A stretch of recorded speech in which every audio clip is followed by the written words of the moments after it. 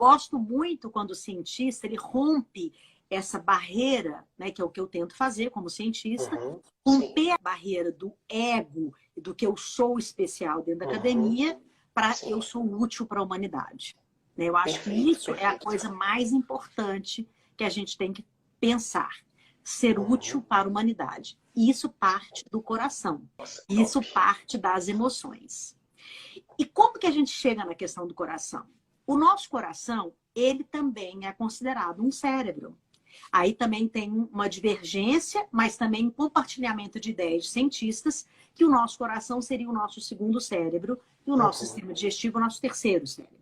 O nosso coração, ele também tem mais de 50 mil neurônios interligados com o nosso cérebro. O que significa isso? Nós tomamos decisão sempre ao mesmo tempo que a gente toma decisões racionais, nós também tomamos decisões emocionais. Por isso que nós somos seres biológicos e seres socioemocionais. Como que é isso? Muitas vezes você recebe uma informação e o impacto que você tem, ele vai primeiro dos neurônios do seu coração. Esse impacto dos neurônios do seu coração fazem você, às vezes, ter uma reação um pouco mais emocional. Se você tem inteligência emocional e desenvolveu a sua capacidade socioemocional, você vai conseguir não controlar as suas emoções, mas dirigir as emoções para o lugar certo. Aí entra o Paul Ekman e a Ivy Ekman.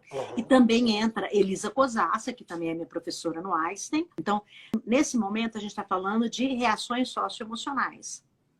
Quando a gente fala das reações puramente do cérebro, a gente fala das reações biológicas. E aí sim, nós somos seres racionais, entre aspas, porque na verdade a gente é irracional, tá?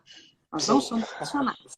E por que nós somos irracionais? Porque a nossa inteligência é uma inteligência biológica. Ela não é uma inteligência racional.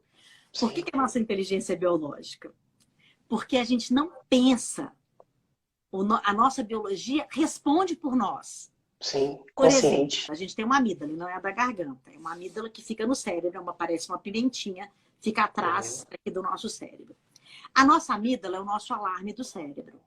Então, quando a gente está em estresse, por exemplo, essa amígdala dá um alerta para o cérebro. Quando ela dá um alerta para o cérebro, ela chama o seu cérebro mais antigo, que é o nosso cérebro reptiliano. Esse cérebro mais antigo, que é lá dessa esse cérebro, quando vem, é aquele cérebro que faz você matar ou correr. Sim. Porque era o cérebro das cavernas, só fazia essas duas coisas. É um software antigo. Então, e quando entra o cérebro socioemocional? Quando você aprende a lidar com as suas emoções, a gente nunca controla as emoções. A gente aprende a lidar com elas. Perfeito. Quando alguém fala assim, eu não sinto raiva, eu falo, tá bom, eu gosto muito de você, mas você tá mentindo. Por quê? E ela é natural. E ela é importante, inclusive. Porque a raiva, ela é um sentimento que te dá alguns alertas.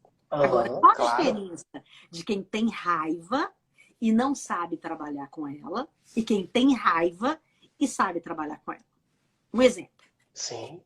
Eu fico com raiva de uma coisa que acontece assim no trânsito, por exemplo. Eu sou uma pessoa muito calma no trânsito, tá? Mas as pessoas geralmente perdem a boa no trânsito, certo? Sim. Então, a pessoa está no trânsito, tem uma raiva danada. Alguém cortou na frente, a pessoa fica com raiva.